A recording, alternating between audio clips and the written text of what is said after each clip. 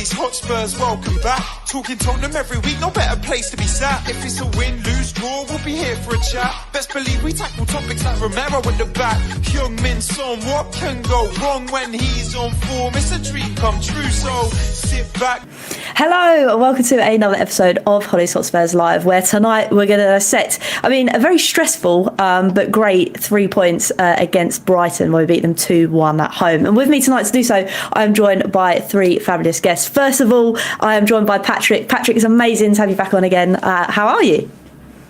Yeah, I'm good, man. Great to be on with you again. I see you flying up in the world. You've got fantastic guests on, and you're hosting with Ledley King, and yeah, you're just doing bits. So yeah, man, it's a pleasure and an honour to be on it with Sonny and George as well, my guy George. So yeah, I'm looking forward to this one, really am. Amazing. No, and it's great that we've got a win to dissect as well, which is nice. We nearly didn't get there, but we did, so that's all that matters. Also joined by Sonny as well. Sonny, how are you, my friend? Yeah, I'm good. Yeah, I was thinking the same after when it was like 1-1. I was thinking, I've got to go and talk about this on Monday now and be all negative, but at least we can be quite positive and talk about positive topics. 100%, much needed. And also joined by the amazing George as well. How are you? I'm very good, thank you. Always happy to be back on. Again, apologise to any viewers if I do cut in and out. I'm having to hotspot, just moving house. But yeah, I'm really happy to talk about a crazy end to a Spurs game.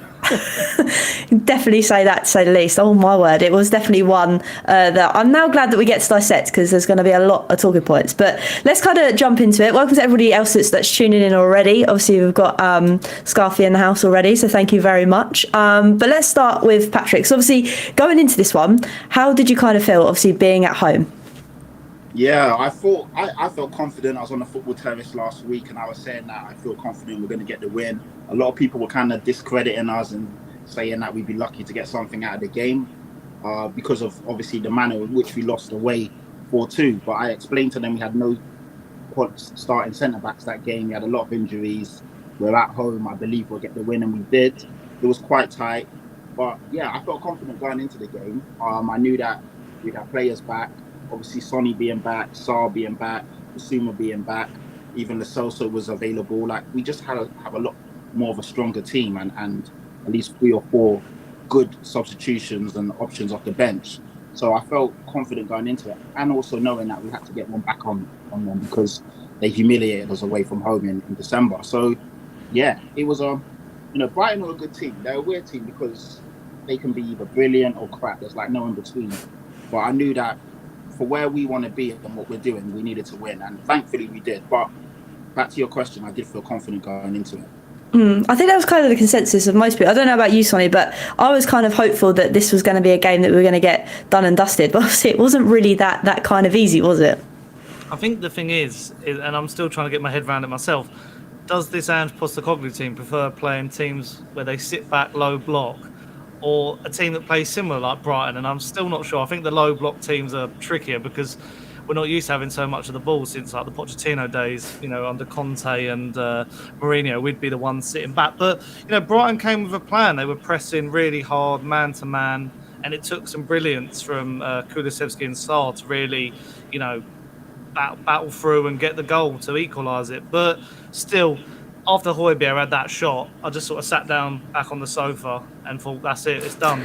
But then at the end, I was a bit like shocked, but like in a weird, like perplexed sort of way. I didn't run around or anything. I was a bit like, how's this happened? Because even Johnson's reaction was quite tame, and I was like, I don't really know what to believe anymore. Like, what's going on? But yeah, that whole stat about I think we've lost 15 and gained 15 points this season, you really couldn't make it up. So it's quite impressive. It really is, and I think that's the thing. I think, as you say, we're kind of confident, but George, it is almost like what Patrick said. You couldn't really guess what kind of Brighton team you're going to play, in a sense of they haven't kind of scores that have been all over the gaff, haven't they? Yeah, I think it's a weird one this year. There's been a lot of question marks about De Zerbi's defensive setup, and I think, to be honest with you, I think they had it a bit spot on in the game against us. I think we found it quite difficult, the fact they just like some just press us man to man. And again, when you're not starting the likes of Son, and you're not really got the full first team, that's Maddison not in full shape, it's hard to deal with that. So I think we had to sort of chug along the game a little bit, and it took a moment of magic at the end to win it. But it's always entertaining at Spurs in the moment. So you have to stay until the end in these sort of games, and I think we managed to pull through in the end. Luckily De Zerbi wasn't in the dugouts, otherwise could have been a different story. Definitely. And I think that's the thing. I think the fact that obviously, as we all know, Spurs don't do it easy. But Patrick, it was nice to obviously get the win. But it was like at the start, kind of what George said, it was almost like we started a bit sluggish. Why do you think that kind of was? I think we're underestimating the effect of players not playing together and being available at the same time. So you're looking at, like, Bentancur was kind of sluggish and not his usual self. Kulusevski looked a bit off as well. And then you had Sarr, who I think is brilliant. He was misplacing passes, a bit slower behind the ball as well. And I think it's a gelling process as well. A lot of these guys haven't played together in a while. And sorry, even Maddison as well. He was quite off it as well with his final ball or his delivery. His passing wasn't good. And Richarlison as well, his link-up play wasn't usually what it is. And I think as well, that's because Richarlison is now playing with different players behind him. You had essentially a new team again. So, you know, as much as we love the fact that everyone's available, we also have to be realistic and understand that it's going to take these guys a while to be singing off the same hymn sheet. And we kind of saw that. And even me, I was getting so frustrated in the ground. But then when I sat back and thought about it, I was like, you know what? It will take a while for these guys to understand and mesh with each other. Obviously, Werner's hardly played with all of these guys as well. So there was a lot going on behind the scenes. And second half, we were definitely better. But it was frustrating. And you know, we kind of caused our own problems. Brighton liked to press high. You had Welbeck sitting literally on top of Kulusevski. They were quite brave in setting traps, and we kind of fell for it a lot in the first half. So it was a difficult game, Hollie, because they literally play exactly how we play. And they're just as brave in and out of possession as we are. And we kind of fell for their traps a lot more than I would have liked us to. But, you know, it's just one of them things. Sometimes you got to go through these teething problems to get out the other side to develop and grow. And that probably was one of the games where you saw it happen, literally, stage by stage. No, it's a really good point in a sense that you kind of forget. I think because we've got such a high ceiling for these players, it's almost like, right, we've got everybody back. It's all going to click into shape. And that isn't quite how it kind of works. I mean, talking about certain individuals, I mean, Sonny, for me, Mickey van der Ven is excellent. But where Patrick said, obviously, the traps and things, we kind of saw that really early on where obviously Welbeck got that chance. Do you think necessarily, again, it's potentially playing with the new players in the midfield when everybody's come back that Mickey van der Ven was struggling a little bit? Or do you think it's just a little blip that we don't need to worry about? Yeah, I think, you know, when I think of all the games so far this season, this was the game where I think we really struggled playing out from the back. I mean, you could think about when we had the full-backs and like Eric Dyer back there against Wolves, but with our strongest back line, you know, even Vicario was misplacing some passes and kicking some balls out for throw-ins. So I was a bit surprised, but I think it's just the calibre of team you're coming up against. You know, Brighton will give you a tricky game, and even if they are having a bit of a mixed season themselves, they are going to bring...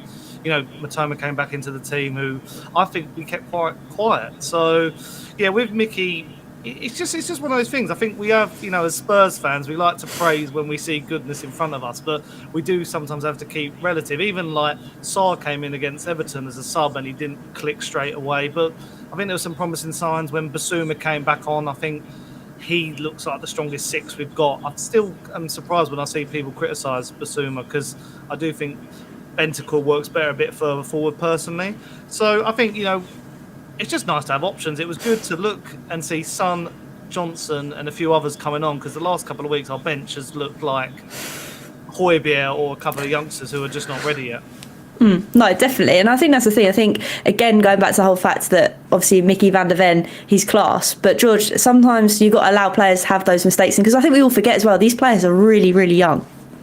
Yeah, I think he's only 22 years old, and I think he's almost set like a too high of a benchmark straight away because he's probably been one of the most consistent players for us when he has played, obviously by his injuries, and I think he's just looked.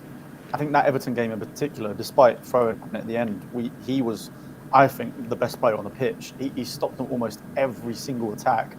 He looked phenomenal. So I think when you're just comparing that result, but his performance then to then looking a little bit iffy now, I think it makes it look a lot worse. And I think it's just these one-offs. I think, like Patrick was saying earlier, now we're starting to get our team back. If we think back to the start of the season when everyone was fully fit, they effectively had the pre-season and the 10 game weeks in a row to really go at it, and that's when we looked amazing at the start of the season. Then the injuries came in. We had some players available, then not. Then they swapped over, and then now we're starting to get them back. They're not going to just click instantly and get into that mode like they had at the start of the season. I think that result, winning that at the end, is going to help massively for them to have that mentality of, we're that good team again and we're going to carry on playing this way. So hopefully, obviously with a good couple of fixtures coming up, we can use that to sort of build that momentum again and start thinking, all right, Sonny can start this weekend, Basuma can start this weekend, and sort of build it from there and start getting the wins again.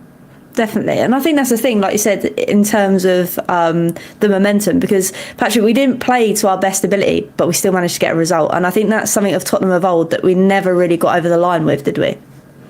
Yeah, they say that, it's an old saying that even at your best, or the good teams, even when not playing well, will still get a win or get a result. And we did that. We didn't play as bad as some people are making it out to be, but we also didn't play. We know we can do much better than that in terms of the fluidity, the movement, the patterns, the triangles, the passing. There was a lot that was quite off. Even like Sonny said, Macario kicking the ball out. That's not really his game. Maddison wasn't his great self. But Charleston, who's been excellent the last couple of weeks, for me, he looked a bit tame and reverted almost back to type in terms of the Charleston from the beginning of the season. Sarr, not really seen him have an off game like that. There's a lot of players that didn't really have good games, and typically when 5 or 6 players don't have a good game, you usually lose. But thankfully, we still had enough in the tank. And I think Brennan Johnson scoring in the manner that he did, that will give him a world of confidence. He's a player that's been slated, rightfully so or wrongfully so, by fans and rivals. But for him to score and for him to essentially win us the game, that was brilliant. And seeing Sonny come back, you see the quality, man. As soon as he come on, he was taking his guy on. He just sent shockwaves through their team. They were so scared to get near him. So good, and you kind of forget how good he is because we take him for granted. We have him week in and week out. Now he's been off for 3 or 4 weeks. Him coming back into the team, you see the instant. He raised the quality levels of the team. He raised obviously the fans in the stadium. Everyone crazy when he came on. That buzz and electricity when he got on the ball, and obviously he signed off in typical Sonny fashion with a brilliant assist. So yeah, there's a lot of positives there, man. We didn't play great, don't get me wrong, but we also didn't play as badly as someone making it out to be. Like a lot of people saying, "Oh, you were lucky to get the win." And when you actually look at it, when I watched it back with no emotion and also looked at the stats, we weren't lucky. We were the better team. But Brighton probably looked better in the middle part of the midfield. They essentially they overran us in midfield, and they're really good on the ball in terms of passing and creating lanes and triangles. But ultimately, I feel we were the better team, and we kind of got what we deserved in the end.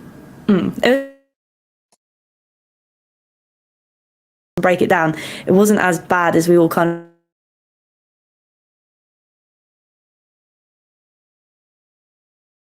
I'm glad that you've picked up obviously the overrun in midfield in that kind of sense, Patrick, because Sonny, there's been a lot of debate about Bentancur at the moment, and I think a lot of people kind of forget that he has been out for a very, very long time with a very, very bad injury. So for those people that are questioning whether he should be playing right now or he's probably not to his best, do you think it's warranted at the extent that he's been out for? I think it's mixed. Like, it should be questioned, but then at the same time, I'd say he's still at about 50% fitness. He even came back and then got another injury in the game. It was Aston Villa, I believe, and I was there at that game, and he was so impressive. and everyone was shocked. But then, he came back earlier than expected again. So maybe he's about 75%, and he was fantastic against Man United. But just the last couple of games, I actually thought he was okay in this game. There was just, the penalty was probably his fault. He should have passed it earlier and not dribbled past a few. But he did look quite more like his usual self, more comfortable between the centre backs. But yeah, I think it's right to criticise him because we do hold quite a big standard, and now we've got the likes of Basuma back. First team slots are not as, you've got to really be on your A game to start for this team. And with Sarr performing so well, Maddison back as well as our more creative type. It's just nice to have options, I think, as well. But I think if you rotate him between the likes of the midfielders we've got already, we know he's stronger than Højbjerg, better than Skip. He's just got to keep going and keep, hopefully the next couple of games he'll look a bit more on form. And I think that's the thing. I think, again, it's these high, I know we keep going on about it, but it's these high ceilings that we have for all these players at the moment. When they're not quite performing to the level you want them to, it's very annoying. But I don't think we should slate them, etc., etc. But I want to talk about a good performance, George. And I think for me, it was probably Werner. I think it's the first time I've actually seen him try and take on his man, beat a man. And it's just the final ball into the box I think is lacking a little bit from him. So that's to you, George. Yeah, I think as well. Yeah, I think what's good is that the thing is, I think he's making the good runs every game so far. I think we haven't quite adapted to how he plays necessarily, because there's a lot of times, and even Maddison wasn't doing it as well as I think he can. There was times where Maddison had the ball in the middle, but just wasn't releasing it early enough, because Werner is very quick, and I think as soon as he sees that space, he's going to go for it, and that's why he's been caught offside quite a few times. And I think, like, look, from my opinion of him is that he's one of the players that, obviously, the view that he had at Chelsea was that he was a 20-plus goal a season striker, because that's what he was seen as at Leipzig, and they spent a lot of money on him, so there was this massive expectation for him to be this amazing striker, which evidently he's not, but we've brought him in as a winger to provide goals and be a very quick outlet on the wings to create these transitions and pass it quickly to him, which we're still adapting to, but I think he could be a good player for us so far. He's already got a couple of assists in the bag, and I think we're just slowly, every game, just sort of learning how to play with him, because we don't typically have players like him. I guess closest in terms of speed, I'd say, is Sonny, but with him changing between winger and striker a lot, it's a bit different. So yeah, I think he's a player that I think he's growing into the team quite well. I think it's just he could do with working on his finishing, don't get me wrong, but apart from that, I think he's good at providing chances for us, and that's what I guess Ange Ball is all about. So. And I think it's a contribution. For me, it'd be lovely if he gets goals, but if he's getting those assists, then I'm all for it. Again, we're at the sense that it doesn't necessarily cost us anything either to get that out of him. I mean, Patrick, do you think that Ange can get the best out of him? And did you see glimpses in that Brighton game that actually, yeah, we've got a player under our belts here? Yeah, I mean, when Werner, there was a big debate when we were linked to him and we brought him in. We moved quite quickly for him. It happened straight away. And a lot of Spurs fans weren't that excited, but I was excited. When I looked at the bench and who we had there, my thought process behind it was, is he better than Dane Scarlett, Veliz, and obviously Brian Gill, who were the options on the bench at the moment, or at the moment in time? And my answer obviously is yes, much better. And he came in and he's got 2 assists, and he has been a threat in every game. I still see teething problems with our squad in the sense of, like, when Werner's making those runs, sometimes people are not sure, like George alluded to, his movement, and people aren't releasing the ball in time. He's rapid and he's always looking to run in behind. And I think our players have got to understand that about him. And Maddison, for example, has got to free that ball quickly, pass it into the space. He's quick enough to run into it. So hopefully they can get that connection. And it doesn't happen overnight. And obviously these guys are learning on the Maddison's only been back a couple of games. Sonny's literally just come back. So hopefully we can start to understand and gel with each other. But he's been good. He's been a good outlet. He's got some assists already. Obviously he does need to work on his finishing. But for me, it's just about the contribution, and he offers a problem. He's a thorn in anyone's side, because you've got to keep watching those runs, and that creates and opens up space for other players. And intelligent players can work off each other. So yeah, we just got to. It will take time, isn't it? It's only literally our second or third game with everyone back. No, first game with everyone back, but second or third game with him playing. So I'm not that concerned. We are picking up points. Obviously, Everton dropping the point, 2 points in that game was frustrating, but when you look at the bigger picture, it's been okay. Away to Man United, away at Goodison Park, 2 draws, but then we've won our home game, so it's not as bad as people are making it out to be. So yeah. No, definitely. And this is the thing, I think, with Werner, like you said, it's the contribution. And we are seeing glimpses of things. I think if we sort out his shot, my word, I think we're going to have someone under our belt. But Sonny, obviously, Patrick mentioned Maddison, and I think we have this conversation every single week, but just how good he really is. And I feel like he is maybe a little bit under his best against that game against Brighton, but I think we've kind of alluded to the fact that I think everybody was kind of a little bit off their A game, weren't they? But Maddison is something else.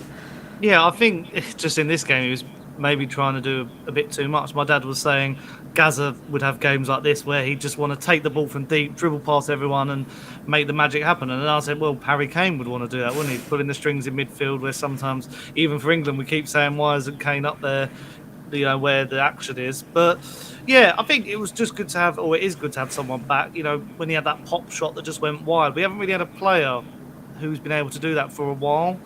Obviously since Eriksen, but even like for a while this season, just someone who's ready to be a bit creative. But, there was just a few instances where he tried like outside of the foot passes and stuff like that, and it just wasn't working out, or he was dropping deep and there wasn't really many avenues on. But yeah, I think everyone didn't all like have a bad game. It was just like a sort of, everyone played like a 6 out of 10. But it's just that I just think it's Brighton. It is Brighton. Some of these teams, like, I don't think Destiny or Dogi or Pedro Porro had as much time on the ball in midfield. I think they really got like ousted in those positions.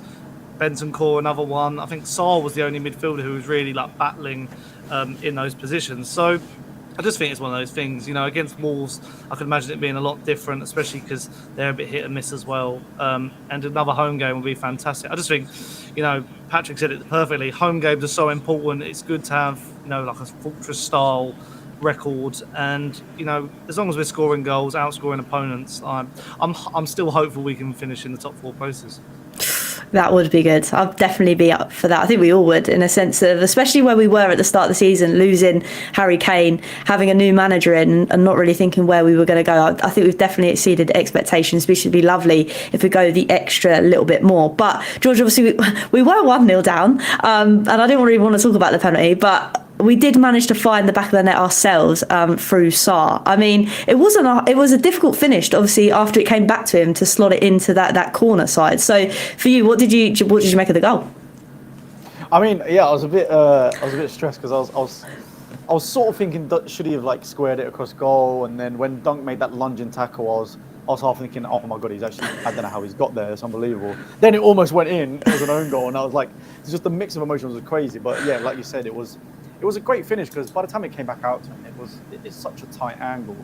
And I think that's been probably a little bit of an underrated part of Sarr's game. If you think back to Man United at home earlier in the season, getting the goal there, I think he obviously plays quite a bit forward in that midfield. And he just has the engine to do everything. So even when he's not necessarily at his best, I think he still works so hard for the team, especially with how young he is. And we seem to have found like a proper gem in midfield that's gone completely under the radar across Europe. So for me, when you're talking about like best midfields, when you're talking about the debate between Basuma or Bentancur and then whether Bentancur plays further forward, it's hard not to argue about Sarr starting right now. Like Sarr has been so good throughout the whole season when he's been with us.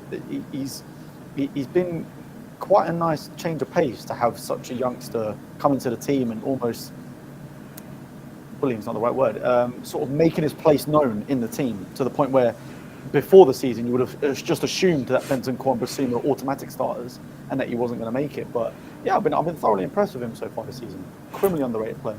100%. And I think that's the thing, like you said, the fact that he has stayed under the radar is good for us, obviously, because we've managed to keep people away from him. But Patrick, it's kind of like, since, like George said, in having that midfield debate, I mean, it's a great headache for Ange to have, isn't it? Yeah, it's a brilliant headache to have. It's not really a headache, it's just something that gives you a lot of options and different combinations depending on who we're playing. You know, like Maddison looked really tired at the end of the game.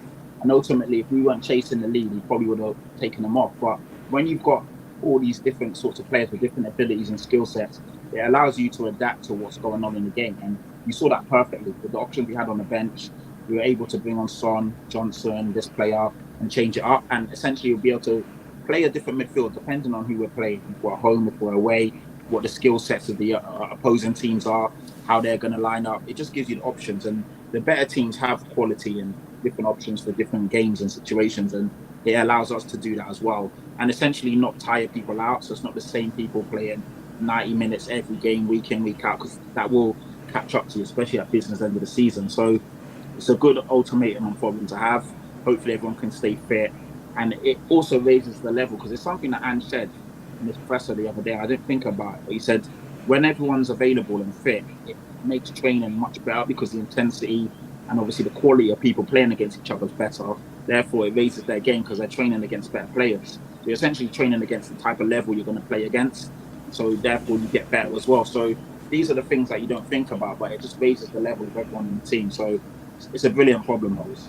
100%. And that's the thing. I think, like you said, it kind of, we've always spoken about competition for place in this squad, and it feels like this season we've finally got that. Rather than having quantity, we've actually got quality under our belts as well. But Sonny, it was a great time to obviously make those changes as well that Patrick was talking about. For you, did that really elevate the game? Because I know towards the last 15 minutes, I was really pulling my hair out.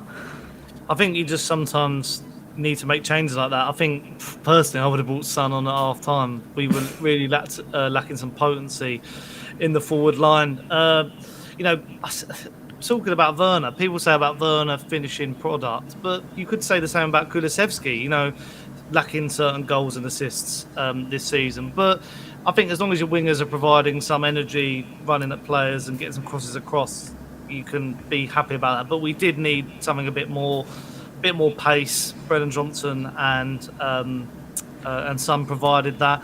And I just find it funny. We've gone from now a selection dilemma, and we didn't have any players. Now we've got too many players. So, you know, it's from one extreme to the next for Tottenham. But yeah, it's what I was saying earlier. It's nice that we have a bench now where we can look at it, because I just feel like the last couple of weeks we were looking at the likes of like Højbjerg to just come on and make a difference, and he's not going to do that. He's pretty much out of the club, isn't he?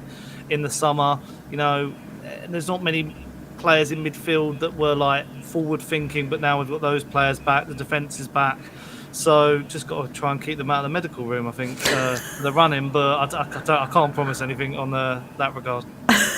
Yeah, it would be nice if we can keep them away from there. It's just nice, like you said, to have everybody fully fit and have them at our disposal. But obviously, it was a little bit hairy towards the end, George, because I think it was Fatty that had that chance, and I was thinking, oh my word. At that point, I'm thinking, how has he missed that? I mean, it was a blessing for us, but again, it just shows at times, if we carry on playing this high line towards the end of the games, it is going to cost us. I mean, sadly, it didn't for us then, but is it something that Ange needs to work on, or do you think, no, that's how we're going to play? I mean, I think he seems to address it himself in the pressers that he isn't going to necessarily sacrifice his style of play for anyone really, and it's more a case of he needs the players to learn this style of football. And the only way you're going to do that is by playing it in the competitive matches. And I think the idea is eventually, it is a rebuild at the end of the day. Eventually, we should be 3-4-0 up at that point towards the end of the game. So yeah, you might concede chances at the end, but hopefully it's going to get to a point where it's not 1-1 or we're down 1-0 or whatever it might be, or we're 1-0 up. So I think it's just about building that trust with everyone, and I think it's just going to have to be a case that we have to sacrifice the fact that we're not going to get many clean sheets going forward, at least for the rest of the season, but we need to just build towards scoring 3 or 4, and I think having Son back is going to make a big difference to that, because when Son was leaving, I looked at the squad and I thought, yeah, we're fine, like Richarlison's fine in form, it's good, but you really do just miss that quality, and I think it showed when he came on in the second half, and it's not just about the goals and assists that he provides. He comes across with this presence that he is a world-class player, and there's been previous games like the Everton one where the front three, they just don't seem threatening enough, whereas someone like Son goes at the defenders. They seem to be shaking whenever he comes towards them, and he's just going to create chances simply by the defenders not knowing what they're going to do. Whereas I feel like the other three that we've had so far without Sonny have been a little bit too predictable. So I think having him back is going to be the key where, yeah, hopefully we're 3-0 up and we don't have to worry about these late moments where we might concede a goal. No, it's a great point, because obviously I didn't process it in terms of it's not going to matter hopefully later down the line because we will be so many in front. So like I said, maybe that's how Ange is kind of taking it on as well. But Patrick, we're going to get to that last goal now. I want you to talk us through it, because my words, I was full of emotion, because I think it was just so relieved that we've managed to get 3 points at home. Yeah, I mean, you know what? Obviously, with this team, you never say die or never say never to the end. But I was thinking, like, I think it was Sonny that said it earlier. After Højbjerg took that hoof of a shot that went into Rosette, you're just thinking, oh man, this is it. And you know, with moments like that, like literally, like a tenth of the stadium just got up and said, you know what, I'm out here. But they didn't stick around, and obviously, look what happened next. So I think it was Maddison to Richarlison, who then ran forward and pushed the ball up.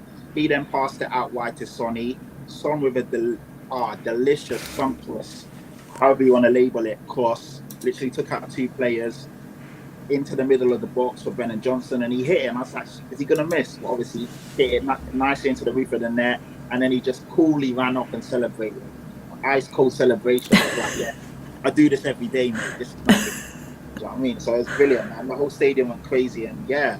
Literally after that, I thought, this is it, 3 points in the bag. So it was a great ending to the game, man. And obviously we've been on the suffering end of or receiving end of a few late game stingers. So to do it to the opposition was brilliant. And it's always great when you win like that, isn't it? 3 points right at the death. So it was fantastic. Stadium went nuts. We were all going crazy. And yeah, of course, you look back and say, oh, we could have done this, we could have done that. But sometimes you just got to say, who cares? We won the game, you get 3 points, we chalk it up as a lesson and we move on. So Holes, it was fantastic, man. Great end. And it couldn't happen to a nicer kid. Brennan Johnson's come under a lot of stick and scrutiny this season. I personally believe that he wasn't brought in to play every game, but because of the injuries and the setup and how things have happened, he's probably had to play a lot more minutes than we would have liked for him to play. You got to remember, last season was his first season in the Premier League. And then after just one season in the Premier League, playing for a team that doesn't have a lot of the ball, essentially was about to, one of the favourites to get relegated. They stayed up, brilliant. He then moved to Tottenham. So this is only his second season in the Premier League. And he's had to adjust. New manager, new team, new players, new city, all of that stuff. And he's only a kid as well. He's only 22. So sometimes people forget the human element of football and what goes on behind the scenes and just expect, he cost 50 million, he has to do X, Y, and Z. But give the guy time. Like, even if you look at his stats, they're not as bad as people make out. Like, he still had some good goal contributions. Essentially got the winning goal yesterday. Just give him time, man. But I know in football, this day and age, you don't get the time, do you? So, but no, great end to the game. And I'm so glad it was Johnson that got the goal. I think that's the main feeling of everyone. I think those that have, I'm not saying people have turned on him this early, but I think those that have been frustrated by him, Sonny, it was nice for him to be like, well, there you go, I've scored late in the death, isn't it? Well, you know what it is? If you were to pick out who's been the worst player this season, it's him by default, isn't it? Because everyone's been on such a good high level that you'd have to pick Johnson. But, he's been key in games. In a couple of weeks ago, we needed some pace and we brought him on. He's been in and around the first team. He's probably played a lot more football than he thought, Ange thought. I don't think he would have started this many games if we had our full fit squad. Maddison getting injured meant Kulusevski played deeper. So, yeah, I agree with Patrick. I think he's actually been, he's been all right. He hasn't been as bad as everyone says he is. He's contributed more in 6 months than Anthony has in, 2 years and cost half the money. So I'm happy with that. He's pacey. He's got, what it is? He's at that level of his career where Ange can mould him into the perfect player. He can make him into a winger who's going to get goals. And do you know what the problem is in this modern football world? Because Salah's a winger and scores so many goals, it's like that's the new, a winger's got to do that. Whereas, wingers were known for being like Ryan Giggs, just cross it, get into the byline, cross it in. And he does that. And, it's just his decision making. I think that's what I've been saying the last couple of weeks. There's been moments where he should take a touch instead of a shot. He drills a ball low when he should have lofted it over. And that just comes with experience, learning how to play in this team with all these different players and, fair play. I think, having Ben Davies in the squad has helped him as well, fellow Welshman. So, yeah, I think there's a lot of promise there. And also rotating and having competition only makes a player better, I believe. Definitely, and I think I've always said that the competition for place is something that we've kind of lacked in the past in terms of the quality. And I know I keep saying it, but we need to remember, George, that these players are so young and they are coming into Tottenham, a team that we're looking to now push on to top 4. Sometimes you just need to sit back and be like, let's just leave it alone. What will be, because it will become good in the end. Yeah, definitely. I think it's one of those ones where he's got the attributes to be a good player. He's obviously very quick, and I think he does get in good positions. But as the guys have already said, it's about the finishing or maybe choosing the wrong pass at the wrong time. But those are things that are coachable. I think that's the thing. Whereas, someone like Werner is a bit older, so it's a little bit more difficult to, say, coach the finishing into him. Well, Brennan's so young, and as Patrick said, it's only his second season in the Prem. He's going to learn, and especially under someone like Ange, a very attacking manager, he's going to learn quick as well. So I think, sorry, I don't know if you can hear my cat, it's going loud in the background. But yeah, so it's just one of those ones where, and like someone was saying in the chat, it's about the lack of confidence. I think coming along with that price tag of 45 million, the same thing happened to Richarlison coming for 60 million or whatever the fee ended up being. We have to just face the facts. When you want a homegrown player, a young homegrown player that is of a good level in the Premier League, you have to pay over the odds for them. The same way we were looking for Gallagher and having to spend 50 plus million for him. Is he worth that? Probably not, but because you need that homegrown talent in your squad and we're severely lacking that, especially with the players that were probably going to move on in the summer, you have to play over the odds. So it's one of those ones where you just got to forget the fee. The 3 goals, 4 assists is going to build his confidence. Getting a winner, especially in front of the home crowd, is going to do him a world of good. And I think whether he comes off the bench next time or starts, he should hopefully be able to grow going forward. And having another home game in the next one, hopefully fans getting behind him, he should have another good game. Which kind of leads us on to obviously that Wolves game, Patrick. And again, like George said, it is a home game. So with obviously this win under the belt and the way that we did it, it definitely puts us into good stead against Wolves, doesn't it? Yeah, definitely. And again, we owe them one as well. They did the dirty on us late on. That was a game which we scored early and then kind of was hanging on for dear life, and they pipped us right at the death. And they've got some good players on that team. You know, Neto is very dangerous, looks great. I think Cunha got injured, didn't he? So I think he might be out. And then obviously Hang Chan will be back as well, Sonny's teammate. Gary O'Neill's got them playing a good brand of football, and they're come to get all 3 points, no doubt about that. But yeah, with all the players that we've got fit, ready and available, and obviously the newfound confidence going through the team, 100% will be up for this one. And I can't, we need to get all 3 points. Everyone's talking about top 4, but the way the league is set, as long as you keep winning your game, you just don't know what's going to happen.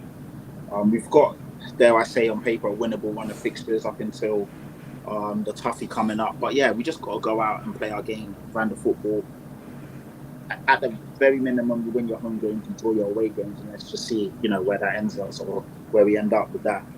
No, and I think so as well. I think that's the thing. We just got to take, as cliche as it is, we just got to take each game as it comes. But Sonny, with this one, obviously, with Wolves, they lost to Brentford and they lost to Man United. But they did beat Chelsea, which I don't really know how to take Chelsea at the minute. But with that, does that again put us into good stead, or are you just ignoring what's on the paper at the moment? I think we've just got to go into each game. It's like we're going on our revenge tour, aren't we? After being done by Brighton and Wolves early in the season, we've now got the home games to make up for it. But yeah, there's so many teams this season, like Newcastle, Wolves, Brighton, are just really hit and miss because of like varying factors like European football. And Wolves, just one week they look really electrifying. Even against Chelsea, there was a few lucky goals in there, but as you say, Chelsea are just a basket case this season. So I think if we can, go into this game strong team, we won't have Eric Dyer playing, so that's a massive positive. I fancy us. They will play some good football. Also, there's some murmurs this week that West Ham want Gary O'Neill, don't they? All the fans are saying they want him, so hopefully that should unsettle him ahead in his press conference. So yeah, I think Wolves, they were deserving of the win last time round, weren't they? Even if it was at the end, Lamina played really well. Cunha's in fine form. So yeah, it's going to be an interesting one. So, but I'd say we'd win that just about, hopefully. Fingers crossed. I don't think I can stand another game like the Brighton one. As much as we got the 3 points, it was incredibly stressful. But George, is there anybody? I know the guys have mentioned a few names. Is there anybody that you think we should watch out for in that kind of sense? I think they mentioned the main ones. Neto's the one for me, man. When he's fully fit, he's an absolute baller.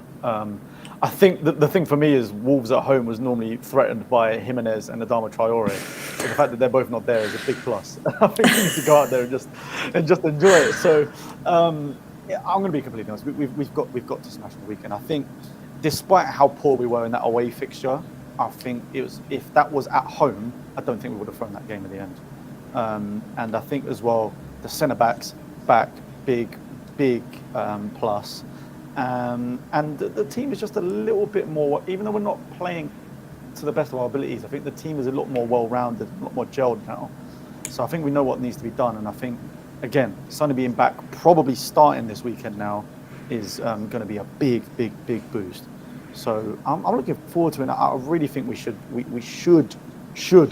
batter them. But we all know we say that a lot of games and it ends up being closer than it is. But, it really does. Yeah, I think that's my main thing. Is we just got to beat these teams. We have to. And I think that's the thing. I think these are the teams, like you said, that we just need to not wipe under the carpet, but just need to get through to the next game, because that one's done and dusted. I think that's our new kind of way to look at things. But before we wrap up, I am going to ask the all-important golden question. And I'm going to come to you first, Patrick. And I know we've slightly touched on it, but it is, will Tottenham get top 4 this season? Yes. You know what? And I've been saying this from early. I said this from about October, November, when we were top of the league and we were like 12 games in and doing really well. I said I think it's going to be a three-way race between Liverpool, City, and Arsenal. And I said we'll probably be about 10 points behind them in fourth.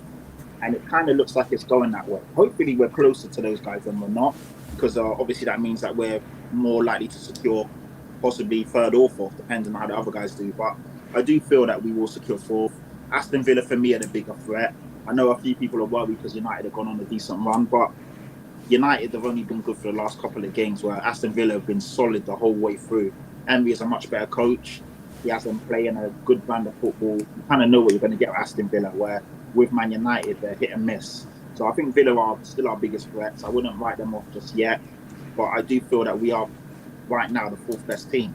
The other three, obviously with the amount of time they've had with their manager, the money they've had to spend, the players they've got there, they should be ahead of us. So there's no shame in that. But it'd be great to secure fourth this year. It just means the project's probably a couple of years more advanced than we would have thought it would be. And it just means that we're exciting for position for ideally the higher level of quality in the summer. Because I think with one or two top players coming in, which we could bring in with Champions League football, and being a solid, looking to stay here a couple of years, and they're seeing the brand of football and how together the team is, that could really take us up a notch. But that all depends on if we can secure Champions League football. But I do think we will hold. I really do. I really hope so as well, because you make a great point in terms of how far the kind of project is. I think if you asked me at the start, well, even before the start of the season, where I think we'd finish this season, I definitely would have put top four. But Sonny, it seems like we're all kind of thinking in the same kind of way. Are you thinking that top four is achievable this season?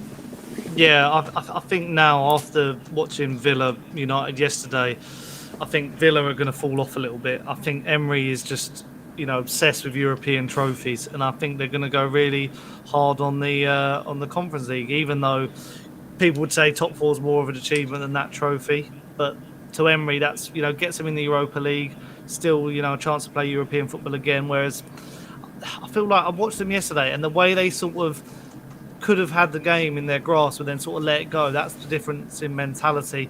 United, similarly, I know they won, but I don't think it's all there. I think there's cracks appearing, still not final. And then I think the other teams are too far off. Brighton, West Ham, Newcastle. I'm not going to mention Chelsea because they're just so far off. But yeah, I think with our squad back, hopefully firing on all cylinders, I think it's promising, if we can get in a third place spot. I mean, I'm not getting too far over myself, but depends how the other three go. I feel like lots of teams near the top half of the table have got multiple things to concentrate on. And, Tottenham being Tottenham, we're out of the cups, so we've just got to focus on the league, which could work to our benefit. I think that's the thing. I think we were all very disappointed when we were out of the cups. And don't get me wrong, I wouldn't trade a cup if we got further on over top four at this moment in time. But, George, is that a blessing in disguise, obviously being knocked out of everything? Is that going to propel us on to top four and maybe even higher up?